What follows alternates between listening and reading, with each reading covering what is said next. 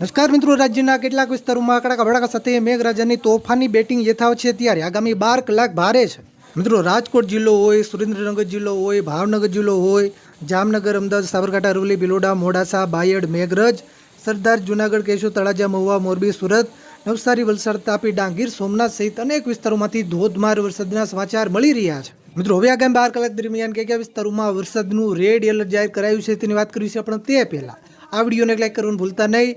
આવી જ રીતે વરસાદના સમાચાર સૌથી પહેલા જોવા માટે આપણી આ ચેનલને ખાસ સબસ્ક્રાઇબ કરવાનું પણ ભૂલતા નહીં. તો મિત્રો, ખાસ સમજો મિત્રો, પહેલા આપણે દક્ષિણ ગુજરાતના વિસ્તારોથી શરૂઆત કરીએ. મિત્રો, દક્ષિણ ગુજરાતમાં ખાસ કરીને સુરત, નવસારી, વલસાડ અને ડાંગ જિલ્લામાં વરસાદનું યલો એલર્ટ આગામી 12 કલાક દરમિયાન જાહેર કરાયું છે.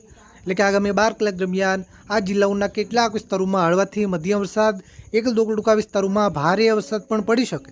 નર્મદા, ભરૂચ અને તાપી જિલ્લાના છૂટાછવાયા વિસ્તારોમાં હળવાથી મધ્યમ વરસાદ પડવાની શક્યતા છે. મિત્રો, મધ્ય પૂર્વ ગુજરાતના વિસ્તારોની વાત કરીએ તો મધ્ય પૂર્વ ગુજરાતના પણ કેટલાક વિસ્તારોમાં ગાજવીજ સાથે ફરી એકવાર ભારે વરસાદી માહોલ જામી શકે. આગાહી પ્રમાણે ખાસ કરીને દાહોદ, પંચમહાલ અને વડોદરા જિલ્લામાં યલો એલર્ટ છે. એટલે કે આ વિસ્તારોમાં હળવાથી મધ્યમ વરસાદ, એકલ દોકલ ટૂંકા વિસ્તારોમાં ધોધમાર વરસાદ એટલે કે ભારે વરસાદ પણ પડી શકે. મહીસાગર, અમદાવાદ, આણંદ, ખેડા અને છોટાઉદેપુર જિલ્લાના છૂટાછવાયા કોઈ વિસ્તારોમાં હળવો વરસાદ પડી શકે. એકલ દોકલ ટૂંકા વિસ્તારોમાં મધ્યમ સુધીનો વરસાદ પણ પડી શકે. મિત્રો, સૌરાષ્ટ્ર વિસ્તારોની વાત કરીએ તો સૌરાષ્ટ્રમાં ખાસ કરીને મોરબી, સુરેન્દ્રનગર, રાજકોટ, જૂનાગઢ, અમરેલી, બોટાદ, ભાવનગર અને ગીર સોમનાથ જિલ્લાના વિસ્તારોમાં યલો એલર્ટ જાહેર કરાયું છે. એટલે કે આ વિસ્તારોમાં આગામી 12 થી 24 કલાક દરમિયાન હળવાથી મધ્યમ વરસાદ, એકલ દોકલ એવા ટૂંકા વિસ્તારો ત્યાં મધ્યમથી લઈને ભારે સુધીનો વરસાદ પણ પડી શકે.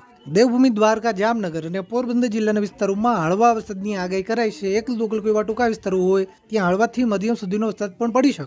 મિત્રો, ઉત્તર ગુજરાતના પણ કેટલાક વિસ્તારોમાં જે વરસાદની આગાહી કરાઈ છે, જેમાં ખાસ કરીને સાબરકાંઠા જિલ્લાના વિસ્તારો હોય, પાટણ જિલ્લો હોય, મહેસાણા જિલ્લો હોય, ગાંધીનગર અને અરવલ્લી જિલ્લાના કેટલાક વિસ્તારોમાં સામાન્યથી મધ્યમ વરસાદ, એકલ દોકલ ટૂંકા વિસ્તારોમાં મધ્યમથી ભારે વરસાદ પણ પડી શકે.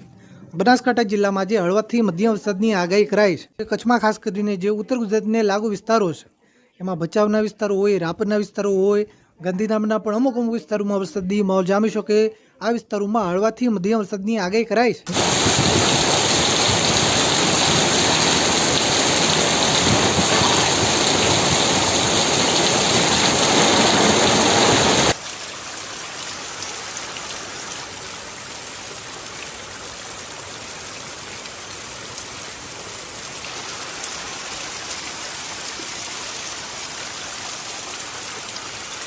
તમારા વિસ્તારમાં જે કેવું વાતાવરણ છે, વાદળછાયું છે, વરસાદ છે, તાપ છે કે તડકો છે, નીચે કોમેન્ટ કરવાનું ભૂલતા નહીં.